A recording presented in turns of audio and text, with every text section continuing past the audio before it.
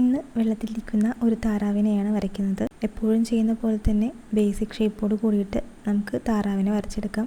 അതിന് തലയുടെ ഭാഗത്ത് ഒരു റൗണ്ട് ഷേപ്പും ശരീരത്തിൻ്റെ ഭാഗത്ത് ഒരു ഓവൽ ഷേപ്പോട് കൂടിയിട്ട് നമുക്ക് വരച്ചെടുക്കാം. എന്നിട്ട് ചുണ്ട് അതിൻ്റേതായിട്ട് രീതിയിൽ ഒന്ന് വരച്ചെടുത്തതിന് ശേഷം ശരീരഭാഗങ്ങൾ ഓരോന്നായിട്ട് വരച്ച് കംപ്ലീറ്റ് ചെയ്ത് കൊടുക്കാം. ഇത് വരയ്ക്കുമ്പോൾ നമ്മൾ ആദ്യം വരച്ച ബേസിക് ഷേപ്പ് പതിയെ ഒന്ന് മായ്ച്ച് കളയണം.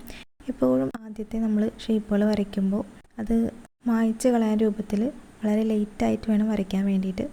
എന്നാൽ മാത്രമേ നമുക്ക് വരച്ച് കംപ്ലീറ്റ് ചെയ്യുമ്പോൾ വൃത്തിയായിട്ട് കിട്ടുകയുള്ളൂ. അല്ലെങ്കിൽ കുത്തിപ്പിടിച്ച് വരച്ചിട്ടുണ്ടെങ്കിൽ ആ ഒരു പാട് അതിൻ്റെ മുകളിൽ എപ്പോഴും കിടക്കും.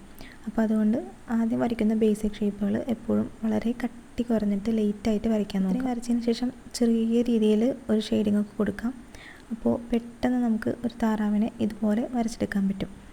അതുപോലെ തന്നെ വെള്ളത്തിനും ചെറിയ രീതിയിലൊരു ഷെയ്ഡിങ് ഒക്കെ കൊടുക്കാം. ഞാൻ ക്ലാസ് എടുക്കുമ്പോൾ കുട്ടികളോട് പറയാറുള്ളത് ഓരോ ഷേപ്പുകൾ ഓരോ രീതിയിൽ നമുക്ക് വെച്ചിട്ട് അതുപോലെ പിക്ചർ അതിൻ്റെ മുകളിൽ കൂടെ പിക്ചർ വരയ്ക്കാനായിട്ട് ശ്രദ്ധിക്കാം.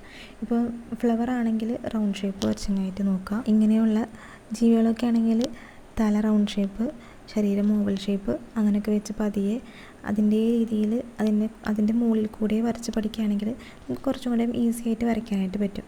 അപ്പോൾ അതുപോലൊക്കെ ഒന്ന് പ്രാക്ടീസ് ചെയ്തിട്ടുണ്ടെങ്കിൽ നമുക്കും വളരെ നന്നായിട്ട് വരയ്ക്കാൻ പറ്റും. ഡ്രോയിങ് ഒട്ടും അറിയാത്ത ആൾക്കാർ ഇതുപോലൊക്കെ ഒന്ന് പ്രാക്ടീസ് ചെയ്യുകയാണെങ്കിൽ നമുക്ക് കുറച്ചും കൂടെ ഈസി ആയിട്ട് വരച്ച് പഠിക്കാൻ സാധിക്കും. ഒരു തെങ്ങാണ് വരയ്ക്കുന്നത്. സിമ്പിളായിട്ട് തെങ്ങ് എങ്ങനെയാണ് വരയ്ക്കുക എന്നുള്ളത് ഞാൻ ആദ്യത്തെ ഒരു വീഡിയോയിൽ ഇട്ടിട്ടുണ്ടായിരുന്നു. അപ്പോൾ അതുപോലെ തന്നെ ഇതും നമുക്ക് പതിയെ വരച്ചെടുക്കാം. അപ്പോൾ ഇങ്ങനെ ചെറിയ രീതിയിൽ നല്ല ബാക്ക്ഗ്രൗണ്ടോട് കൂടിയിട്ട് ചെറിയ ചെറിയ ചിത്രങ്ങൾ വരയ്ക്കാൻ ഇഷ്ടമുള്ളവർ ഇതുപോലെയൊക്കെ ഒന്ന് ചെയ്ത് നോക്കാം. വ്യത്യസ്ത രീതിയിലുള്ള എന്തെങ്കിലും സിമ്പിളായിട്ടുള്ള ഡ്രോയിങ് വേണമെന്നുണ്ടെങ്കിൽ നിങ്ങളൊന്ന് കമൻറ്റ് ചെയ്യാൻ മറക്കരുത്. അപ്പോൾ ഇന്നത്തെ പിക്ചറിൽ നമ്മളൊരു താറാവിനെ വെള്ളത്തിലിരിക്കുന്ന രൂപത്തിലുള്ള ഒരു പിക്ചറാണ് വരച്ചത്.